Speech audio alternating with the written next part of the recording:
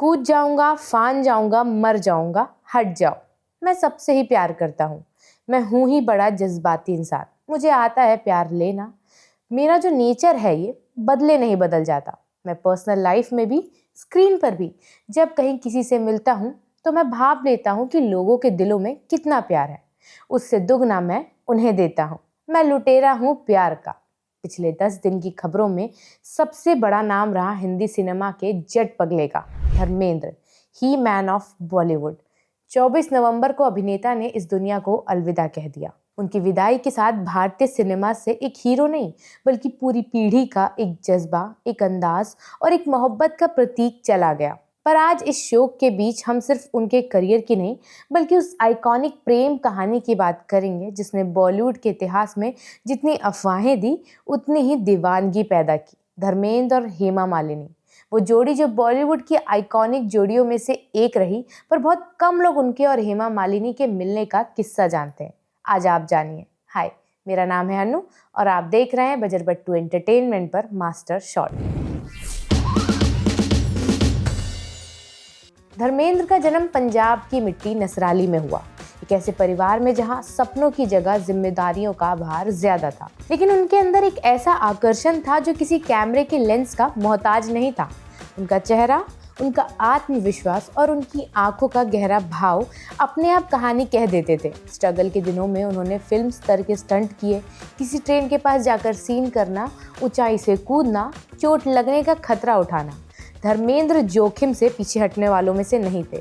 फूल और पत्थर में उन्होंने कई एक्शन सीक्वेंस बिना किसी सुरक्षा उपकरण के किए, जिसके बाद इंडस्ट्री में उन्हें एक्शन स्टार के रूप में पहचाना जाने लगा। शोले के दौरान वीरू के किरदार में ट्रेन पर चढ़ने उतरने से लेकर रामगढ़ की चट्टानों पर खतरनाक फाइट सीन्स तक हर शॉट उन्होंने खुद परफॉर्म किया। धर्मवीर में घुड़सवारी और तलवारबाजी जैसे जोखिम भरे स्टंट, राजपूत में चलती हुई ट्रेन के बिल्कुल पास शूट किए गए सीन और लोहा में उम्र के 50 के पार होते भी हाई ऑक्टेन फाइट सीक्वेंसेस, ये सब इस बात का सबूत है कि धर्मेंद्र ने कभी खतरे से समझौता नहीं किया। इंडस्ट्री में कहा भी जाता है कि उन्होंने शुरुआती दिनों में शायद ही कभी स्टंट डबल का सहारा लिया, क्योंकि उनके मुताबिक अगर हीरो ही डर जाए तो कहानी में दम कैसे आए। फिल्मों में उन्हें ही मैन कहा जाने लगा क्योंकि इस टाइटल की तरह ही उनकी असल जिंदगी भी उसी जोश और निडरता से भरी हुई थी।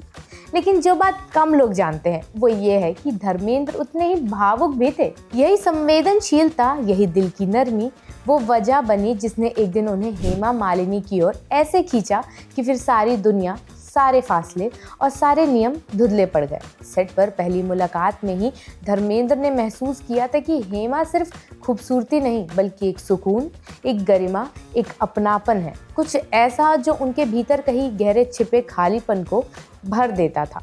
तुम हंसी मैं जवां की शूटिंग के दौरान जब कैमरा कट बोल देता था तब भी उनके बीच की बातचीत खत्म नहीं होती थी। धर्मेंद्र की आंखों में चमक और हेमा की मुस्कान के पीछे की झिझक, दोनों मानो किसी अनकही कहानी का इशारा दे रहे थे। धीरे धीरे काम के बहाने साथ बिताए हुए पल, लंबी शूटिंग्स की थकान में एक दूसरे की परवाह और भावनाओं का वो कच्चा धागा जिसने किसी एक दिन नहीं बल्कि चुपचाप कई दिनों में उन्हें एक एहसास दिलाया कि ये रिश्ता सिर्फ स्क्रीन के लिए नहीं बना, ये दिल के लिए बना है। हेमा मालिनी उस दौर की सबसे सुंदर और सबसे ग्रेसफुल अभिनेत्री थी, इतना कि उन्हें ड्रीम गर्ल कहकर बुलाना किसी अतिशयोक्ति जैसा नहीं लगता था। बड़े बड़े डायरेक्टर्स, हीरोज और धन कुबेर प्रोड्यूसर्स उनसे शादी करने का सपना देखते थे। उनके आसपास चाहने वालों की कतार थी, लेकिन हेमा अपनी ही दुनिया में रहती थी, दूरी बनाए हुए, संतुलित और पूरी तरह फोकस्ड। ये वो समय था जब फिल्मों की दुनिया में रिश्ते अक्सर काम के दबाव में बनते थे, बिगड़ते थे, लेकिन हेमा की आंखों में एम्बिशन साफ दिखाई देता था।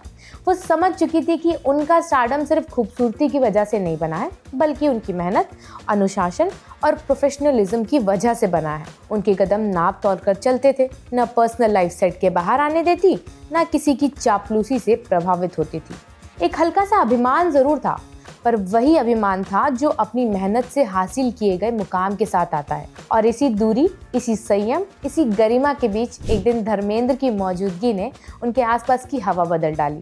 हालांकि धर्मेंद्र तब शादीशुदा थे।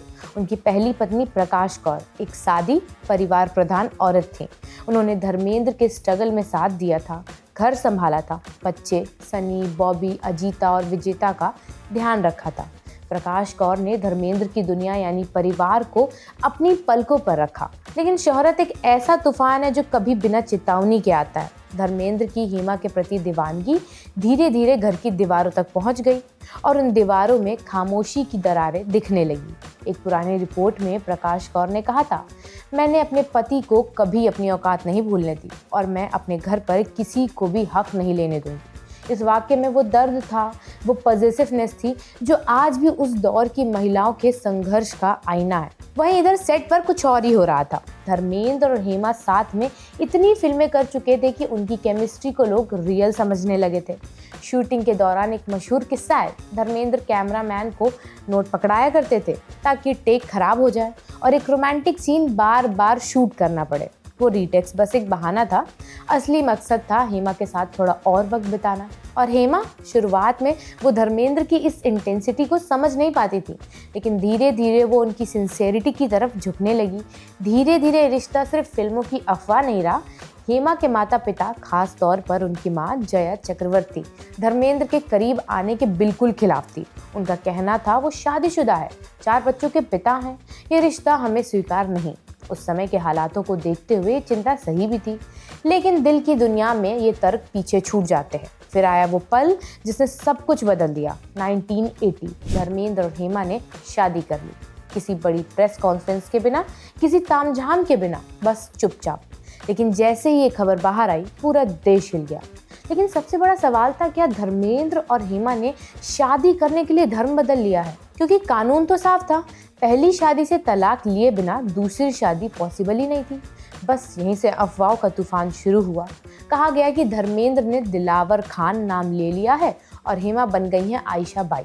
कुछ पुराने कागजों और रिपोर्ट्स में इन दावों का जिक्र जरूर मिलता है, लेकिन धर्मेंद्र ने हमेशा इन्हें अफवाह ही बताया।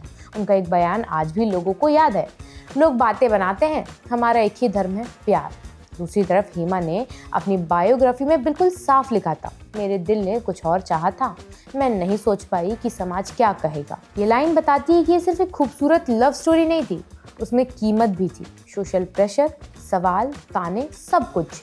लेकिन आखिर में दोनों ने वही किया जो उनका दिल कहता था, और शायद इसी वजह से उनकी कहानी आज भी सिर्फ एक बॉलीवुड रोमांस नहीं है, बल्कि एक तरह की फियरलेस लव स्टोरी मानी जाती है। शादी के बाद धर्मेंद्र और हेमा की जिंदगी बिल्कुल फिल्मी तरीके से ही आगे बढ़ी। दोनों की 2 बेटियां हुई, ईशा देओल और आहाना देओल। इसके साथ ही धर्मेंद्र अपने दोनों परिवारों को बैलेंस करने की कोशिश करते रहे। सनी देओल और बॉबी देओल का अपने पिता से रिश्ता हमेशा थोड़ा जटिल रहा, कभी दूरी, कभी मिसअंडरस्टैंडिंग, कभी व्यस्त करियर की वजह से कम बातचीत। लेकिन इतना साफ था कि पिता का प्यार कभी कम नहीं हुआ। हेमा ने भी कभी ये दावा नहीं किया कि धर्मेंद्र सिर्फ उनके ही हैं या उन्हें केवल उन्हीं के परिवार की ज़रूरत है। उन्होंने हमेशा धर्मेंद्र के पहले परिवार का सम्मान किया और इसी वजह से उनके रिश्ते में एक मैच्योरिटी, एक डिग्निटी बनी रही। आज जब धर्मेंद्र हमारे बीच नहीं है, तो उनके सबसे खूबसूरत विरासत सिर्फ उनकी ब्लॉकबस्टर फिल्में नहीं है, बल्कि ये प्यार, ये खूबसूरत है लेकिन जटिल लव स्टोरी है। एक ऐसी कहानी जिसमें परिवार भी है, दर्द भी है, अफवाहें भी हैं, समाज का दबाव भी, लेकिन फिर भी एक ऐसा प्यार है जो हर मुश्किल में टिक कर खड़ा रहा। ये कहानी आज के युवाओं को भी क्वाइटली एक बात सिखाती है, प्यार आसान नहीं होता और सच्चा प्यार तो कभी भी आसान नहीं हो सकता। धर्मेंद्र और हेमा मालिनी की कहानी एक ऐसा लेसन है, एक एपिक भी है और अपने दौर की सबसे निडर, सबसे पैशनेट लव स्टोरी की मिसाल भी। कल जब धर्मेंद्र चले गए तो वो सिर्फ पर्दे का हीरो छोड़कर नहीं गए, उन्होंने एक टाइमलेस आइकॉन छोड़ा, एक ड्रीम मैन और एक ऐसी लव लेगेसी जिसे आने वाले 100 साल भी भूल नहीं पाएंगे। आप कमेंट सेक्शन में उनसे जुड़ा कोई लेस पॉपुलर वाकया बता सकते हैं। मैं आपसे मिलूंगी अगली वीडियो में, तब तक के लिए देखते रहिए वजरबट्टू एंटरटेनमेंट पर मास्टर शॉट।